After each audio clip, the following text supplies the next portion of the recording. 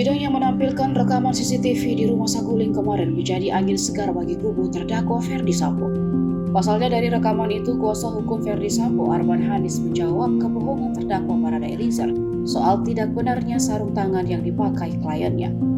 Namun Sambo melupakan sosok saksi lain yang juga melihatnya menggunakan sarung tangan ketika tiba di rumah Duren 3 yang menjadi tempat kejadian penembakan. Dialah Azan Romer, mantan ajudan Ferdy Sambo.